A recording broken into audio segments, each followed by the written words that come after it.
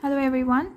So here I'm going to deal with class 11 biology NCERT photosynthesis chapter. This is a very conceptual chapter. You need to build your concepts here so that you can correctly answer the questions. And important chapter, you need to be very patiently. You have to go through all the lectures in order to have a proper understanding of the chapter. So this is part 2. I have already dealt part 1. You can check that. So in part 2 we will be dealing with 3 topics: light reaction, splitting of water, cyclic and non-cyclic phosphorylation, and the next ones will be dealt in part 3. So now coming to light reaction. In the previous lecture we ended up here, so now we start up with light reaction. So this paragraph only I have summarized here. So light reaction is known as the photochemical phase also, because light reaction, all the reactions will take place in the presence of light, and it has two products. One is ATP and the other is NADPH. These are its products. ATP and NADPH are the high energy chemical intermediates. See, ATP is something we already know from earlier, that it is a energy currency, but NADPH comes out to be new to us, so it is also a type of energy intermediate we need to remember. So now I hope there will be no doubt regarding what is NADPH. So it is something you will get in enzymes chapter also, but we don't get anything about NADPH in detail in class 11 syllabus. All the time we will be introduced with NADPH, but that is all we need to know, that it's a energy intermediate, and all the reactions and cycles will go on. And in the upcoming part we will also see C3 cycle, C4 cycle, and these cycles are very important. So as we move on, I'll let you know the important stuffs. So this light reaction includes 4 things. The first is the absorption of the light. Second, splitting of water. Third, release of oxygen. And fourth, formation of ATP and NADPH. And this is very well mentioned here. Also, if you can see, in the first line itself they have told about it, that its photochemical phase include light absorption, water splitting, oxygen release, and the formation of high energy chemical intermediates such as ATP and NADPH. Now they will talk about light harvesting complex, and these light harvesting complex consist of photosystem 1 and photosystem 2. What we need to remember here is that their naming is done in the sequence of their discovery. Means photosystem 1 was discovered earlier, so it was given 1, and 2 because it was discovered later. So we need to remember that their name was given on the basis of the sequence of their discovery, as questions do come from here in a statement form. They will just make some changes and will ask true or false, correct or wrong. So all these you need to remember.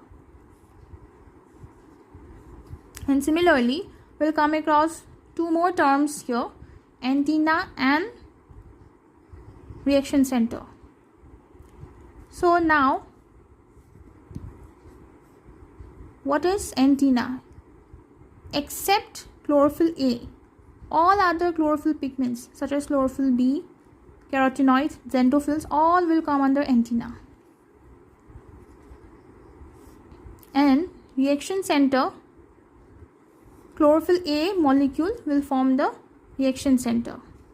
Now this reaction center is different in both the photosystems. For PS1, the PS1, its absorption peak is at 700, and for PS2 its absorption maxima or its absorption peak is at 680 nanometer. So we must know that P700 because PS1 at 700 nanometer its maximum peak, and PS2 680 nanometer, so it is P680. So that way the terms are given, which we need to understand. Now light harvesting complex are made of hundreds of pigment molecules bound to proteins. Not that important line, and if you read you will understand. I have made a flow chart here so that we can understand it in a little better way. So let's have a look. This part we have already dealt. So this light harvesting complex, PS1, PS2, P700, P680, and their names are given on the basis of the discovery. Now light harvesting complex consists of antenna and reaction center. Reaction center is chlorophyll A, and antenna excluding chlorophyll A, remaining all the chlorophyll pigments such as chlorophyll B, xanthophylls, carotenoids, all will fall under antenna. What is basically the function of antenna is, and it's mentioned here also, increases efficiency and all that. Here only it is mentioned, okay. So anyways, from there only I picked this line. So antenna increases the efficiency of photosynthesis by absorbing different wavelength of light. Since it can absorb wider range of light, so it can increase the efficiency of photosynthesis. Overall, all these pigments, from the previous video we come to know that all these pigments will basically absorb a wider range of light, and then they will transfer the energy to the chlorophyll A, because chlorophyll A is the main pigment and it needs a lot of energy. So alone it cannot absorb that much amount of energy. So in order to increase the efficiency, it takes help from the other chlorophyll pigments, and they help them in transferring the energy to chlorophyll A and for the better efficiency of photosynthesis. So this function we need to know, we need to understand basically. Another one thing we need to keep in mind while reading the chapter is, many a times we will see that in this diagram we will be introduced to this part. I'll come to this part. Just prior to that, I'll tell you one thing here. Here it is NADP+. Here this NADP+ is the reactant. It will absorb one electron and it will get converted into product NADPH. And here already we discussed the product, isn't it? Light reaction. Your product is ATP and NADPH, energy currency. So that one only. Remember one thing, that this reaction, if I write it here, NADP+, it will absorb one electron and it will get converted into NADPH. Here this is the reactant, and here this is the product. This is the product of light reaction. So we need to understand this, okay. So now we'll come back to the electron transport chain. So this electron transport chain, actually this is the electron transport chain, okay. From light harvesting, it will start from light harvesting complex, then it will go uphill to the electron acceptor. Actually from light harvesting complex, here there is photosystems, okay. So they will absorb light energy, and after the absorption the electrons will get excited. One electron at a time will get excited. It will go uphill to the electron acceptor, then from the electron acceptor it will go downhill to the electron transport chain. Here only one ATP will be produced, okay, and then again this electron will go downhill to the light harvesting complex. Here there will be PS1, here PS2, and here PS1. Now this PS2, from here again, after receiving one electron, another electron will up receiving that electron. Now the electron will get excited. It will be picked up by electron acceptor, and these electron acceptor will pass over its electron to NADP+, and these NADP+, after taking one electron, actually now the process is downhill, okay. Now like this, NADP+ plus one electron, downhill it will go, and it will get converted into NADPH, and NADPH is product. Now I say this is light reaction, okay. This is the Z scheme of light reaction, because this is taking a shape of a Z. If you say properly, this, isn't it? It is like a Z here, Z here.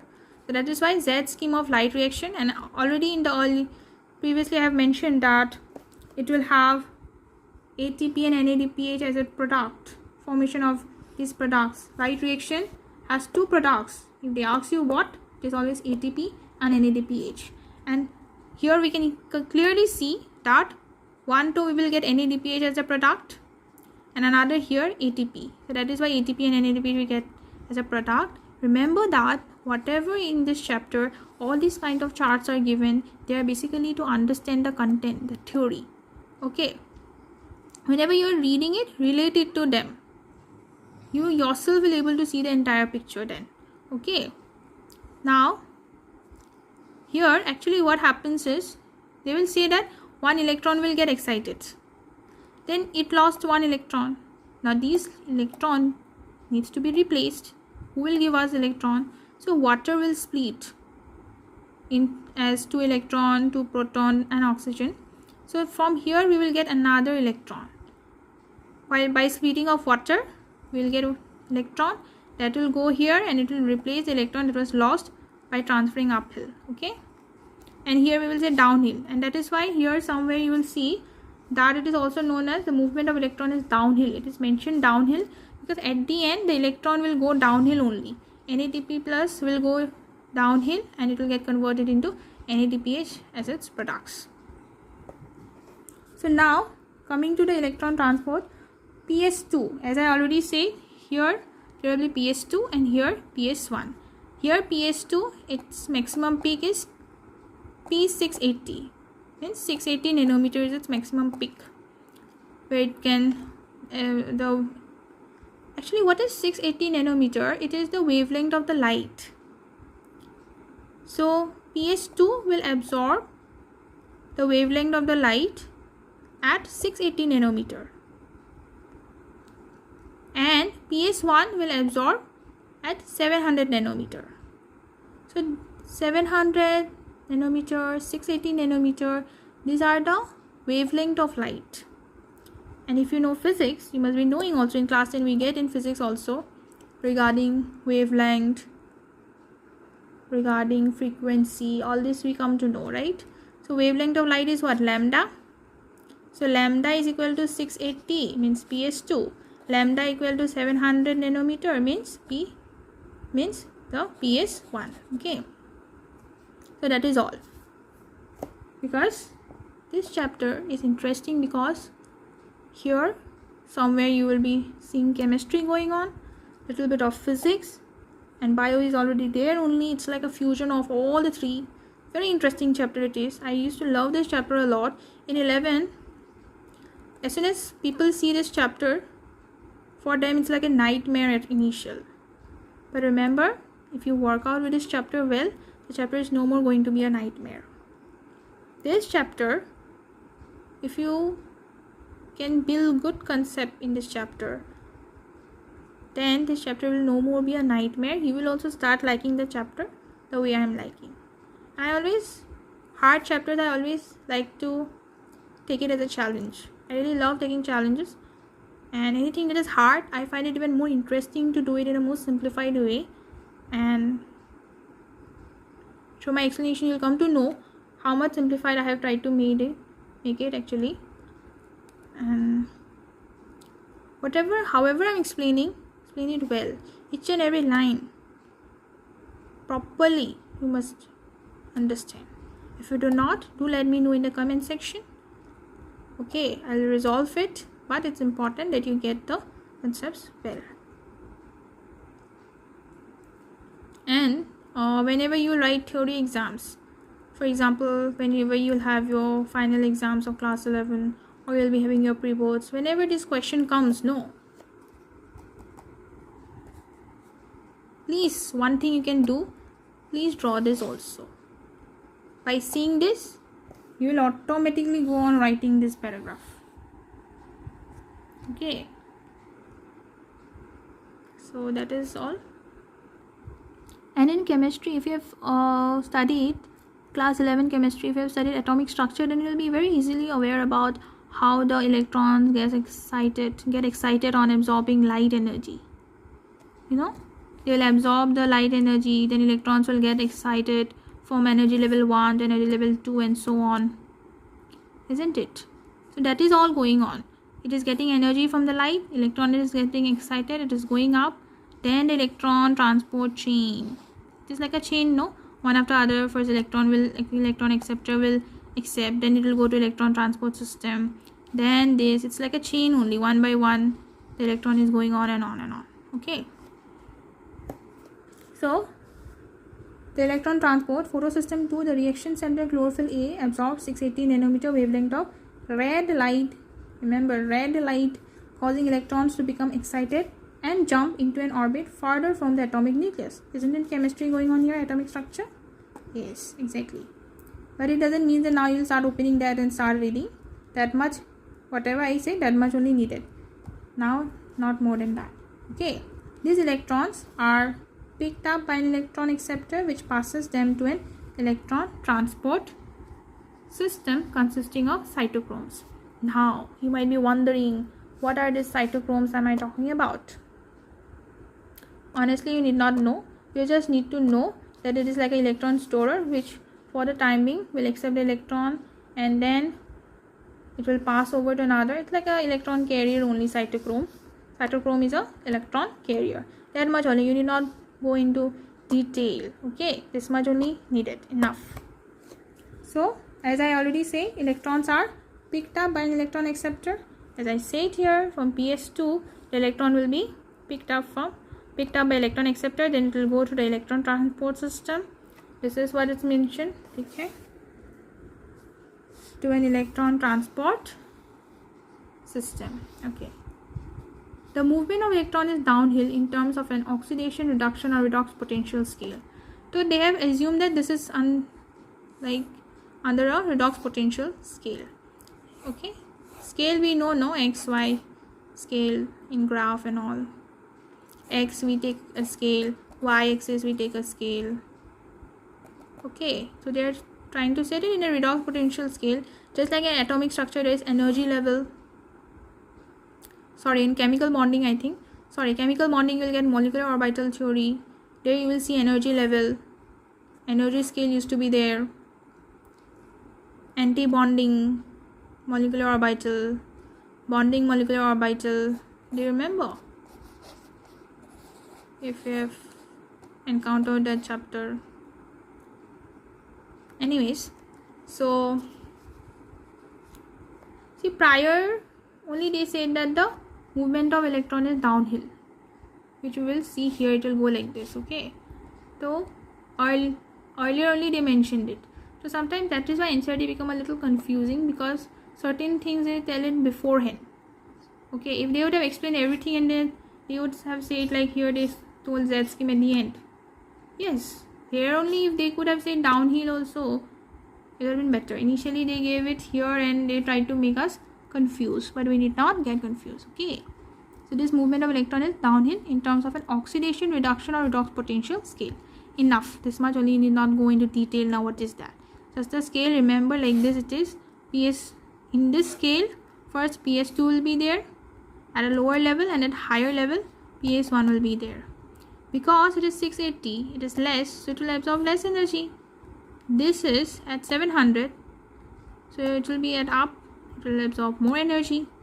If we just check out the energy level also, isn't it? The scale, here it is 680, here it is 700, then only scale. But they are not saying energy scale, instead they have said it as oxidation redox potential scale. The electrons are not used up as they pass through the electron transport chain, but are passed on to the pigments of PS1.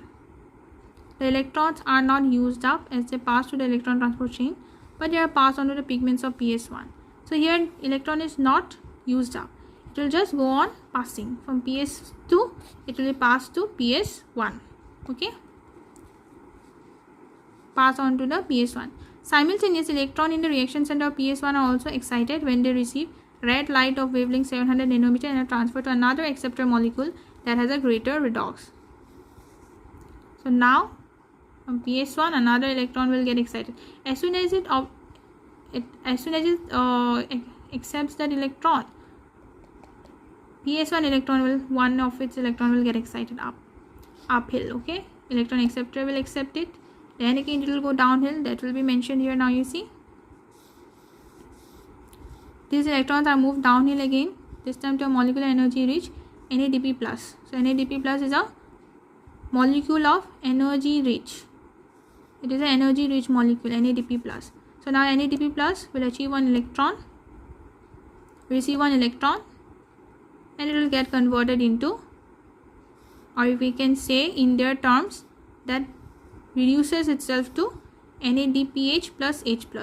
In this chapter and in the next chapter, whenever you come across reduces, oxidizes, you need to highlight there. Okay, because in the statement sometimes, suppose true and false statement or statement 1, 2, correct, incorrect, you need to figure out. Sometimes here in place of reduces they will write oxidizes. In another chapter you will see that oxidizes will be there and you have to replace, they might replace it by reduces. So all these things you will remember from photosynthesis point of view, from light reaction point of view. Here mentioning was reduces. NADP plus will accept one electron and will get reduced to NADPH plus H plus. Right now the statement I said is very important, that NADP plus will achieve one electron, will receive one electron and will get reduced to NADPH plus H plus. Here NADP plus is the reactant and NADPH plus H plus is the product. This whole scheme of transfer of electron starting from PS2 uphill to the acceptor, down the electron transport chain to PS1, excitation of electron transfer to another acceptor, and finally downhill to NADP plus, reducing it to NADPH plus H plus is called the Z scheme due to its characteristic shape. The shape is formed when all the carriers are placed in a sequence on the redox potential scale. So here what they tried to say is from PS2 it will go uphill. PS2 was here, it will go uphill, then downhill, then again uphill, then again downhill. Okay, and here this is Z scheme. So that is all mentioned. Easy peasy po, yes or no? So now coming to splitting of water. The splitting of water, PS2, so as I said, PS2 will lose its electron, right? Whenever its electron will get excited from here, PS2 is going to lose an electron. Now it is having a loss. Now this loss has to be,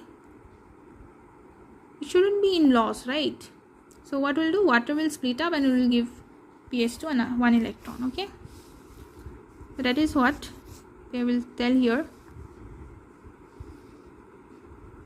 The electron that were moved from photosystem 2 must be replaced, and this is achieved by electrons available due to splitting of water.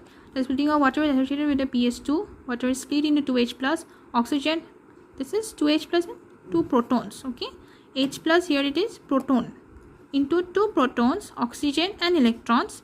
This creates oxygen, one of the net products of photosynthesis. So here we get O2 as the net product of photosynthesis. The electron needed to replace those removed from photosystem 1 are provided by photosystem 2. And similarly here PS1, when its one electron will get excited, it is also going to be in a loss. Okay, so it will get another electron from whom? The PS2 electron that came from here and here, then it will replace that loss electron. The PS1 gets its lost electron from PS2. PS2 gets its lost electron from water. When water will split, it will get its lost electron. Okay, and this is how this cycle goes on. And this cycle is known as non-cyclic phosphorylation, because the product will again not come back as a reactant here. This cycle is, it has a terminal. Okay, but another phosphorylation will come across, that is cyclic phosphorylation. Now I am doing so much phosphorylation. What does it mean? It means that presence of addition of phosphate in the presence of light, that is phosphorylation. ADP, adenosine diphosphate, will receive an inorganic phosphate and will get converted into adenosine triphosphate. It is ATP, the currency, the energy currency. Okay, so that was all. So now already I mentioned that energy to replace was removed from PS1, PS2, that way the cycle will move on, and this is non-cyclic. Okay, you just remember non-cyclic phosphorylation. Later we'll study cyclic phosphorylation. There is slight difference. In non-cyclic phosphorylation, the products is ATP and NADPH. But in cyclic phosphorylation, we get only one product, that is ATP. There we do not get NADPH as a product. That is a major difference. And why only ATP we get in cyclic phosphorylation? Because for photosynthesis we need more and more energy. So only non-cyclic phosphorylation is not enough for photosynthesis. We need some extra amount of energy. That is why cyclic phosphorylation takes place, and that is only for the production of energy. So we need to remember here one thing, that PS2 is associated with the water splitting complex. Mark this statement. So whenever you remember PS2, you should remember that it is associated with the water splitting complex. Why? I already said, because it will lose its one electron when its electron will get excited. So that lost electron need to be replaced. So water will split and it will give one of its electron to PS2. And that is why it is said that PS2 is associated with the water splitting complex. Okay. Now, what about the location? PS2, water splitting complex. What about its location? It is located on the inner side of the membrane of the thylakoid. Here I already said earlier that this is one thylakoid. All the thylakoids together is known as a grana. So one of the coin is the thylakoid, isn't it? So inner side of the thylakoid, there is PS2 located, as well as the water splitting complex. All these parts will take place inside the thylakoid.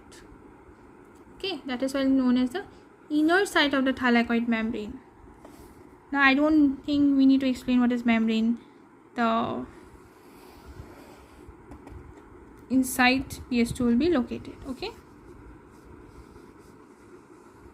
inner side of membrane of thylakoid. Okay, now we come to the topic cyclic and non-cyclic photophosphorylation.